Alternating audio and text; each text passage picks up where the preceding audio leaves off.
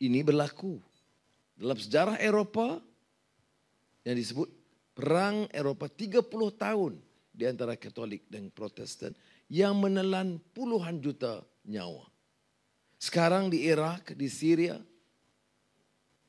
peperangan di antara Sunni dan Syiah di kalangan Islam telah berterusan sudah menjangkau lebih 10 tahun di Irak.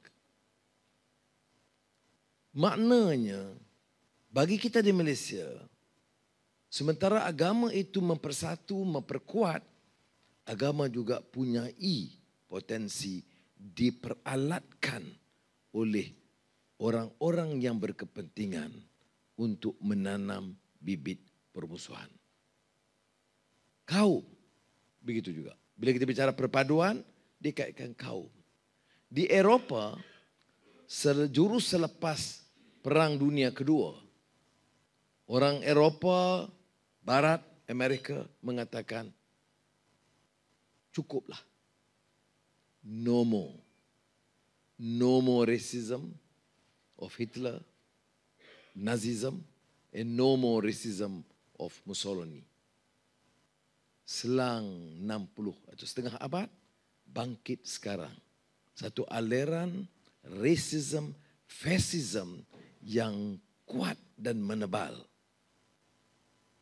Di Jerman yang paling baik pun melihat hampir 30% undi dari kalangan fasis yang tunjuk benci kepada semua kaum lain. Muslim, Yahudi dan minoriti lain. Di negeri lain, Perancis lebih dari 30%. Manusia patut lebih matang. Agama lebih terbuka, tersebar. Jadi bagi saya, bila orang bahas soal agama dan kaum, ini soal yang harus dibahaskan oleh orang agama. Dear friends, people of faith are challenged to decide whether to continue condone racism and religious bigotry or rise up, state your stand with the courage of conviction, with such a tenacity of purpose to say enough of racism, enough of religious bigotry. Because our understanding of religion must be to promote peace, to believe in compassion and justice, and willingness to forgive. This is what all religions tell us. But many of the so-called, even priests or sheikh or swamis can at the same time promote the worst form of bigotry. So the challenge is, of course, understanding. We have excesses in all religions. And it's our duty. I get excited because my upbringing has always been with Islamic base. And then when I was in university or soon after I graduated and involved in ABIM, it was Tan Sri Tan Chi Kun who then dragged me from time to time to the Methodist Church and continued to have a dialogue. And then we had those days, since I was in the University of Malaya, what was called Malaysian Interreligious Organization, MIRO. And we continued to have seminars, dialogues, and I used to represent the Islamic viewpoint because they thought they shouldn't have some religious dignitaries because they would bring a formal, structured, conservative or ultra-conservative interpretation that's not going to allow for a dialogue. I was young. I remember Irene Fernandez and quite a number of those who were involved in the church activities, Rajaratnam of Hindu Youth Council, and we used to sit down for weekends. Where did we organize that? Some in the church training ground in Port Dickson. So I am back as an old boy to these places. So not too unfamiliar with the terrain. And that's how it influenced. Because before that, it was just theoretical. religious tolerance, constitutional guarantees, blah, blah, blah. But this interaction, because ultimately in this world today, the challenge is because between people of faith and the extreme, ultra, racist, or religious bigots, or those who have extreme, which I call super liberal values, which they attack me ferociously because of their devoid of understanding. We are all liberals, but we tend to be super liberals because we must impose. I said, we must not allow. All of you that have discussed are talking about the danger of the tyranny of the majority. Those who think that they're majority, they want to terrorize and impose and compel. Their understanding of religion is nothing else but law and hudud and compulsion and compelling others. I don't understand. What about peace? What about justice? What about compassion? What about tolerance? Are all these not ingredients central to our faith and belief?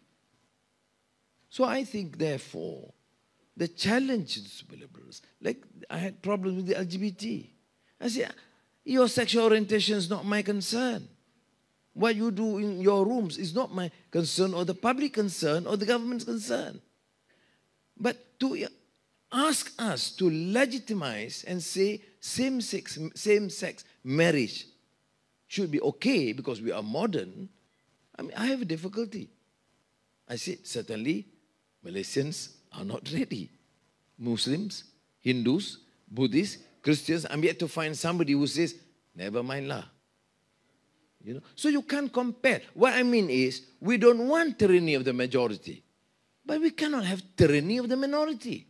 200 people must impose. You must accept us, otherwise you are a racist. You must accept our views, otherwise you are a religious extremist. Friends, I'm not defending myself. You agree? Fair. If you don't, what do I do? For 20 years, I've struggled, but many others have struggled. 20 years, we suffered. But many others, throughout the centuries in their own countries, who have suffered. Many great heroes are virtually unknown. I had a black eye. It became an international affairs. Everybody knows about that. But I have seen in Sungai Buloh prison so many youth, black eye, assaulted. Now, I'm not saying they are all heroes. Some of them caught for robbery or whatever. But then it's not the business of those in the enforcement authorities to take law into their own hand and beat up people in custody. You see, there is a difference here. So, dear friends, I want to just assure you that, or appeal to you, that finally, we have to take a stand. We are people of faith who believe in some values and ethics. Well, those who choose not to share, I am not here to compel them to agree with us. But please, don't assume in the name of freedom that you should compel us to accept your views. I will never, I'll be very honest and frank with you. Yes, I'm a Muslim. I'm a practicing Muslim. Is that a problem? Is that a problem among Malaysians? Do you want Muslims to be not practicing and it is okay to be corrupt and oppressors?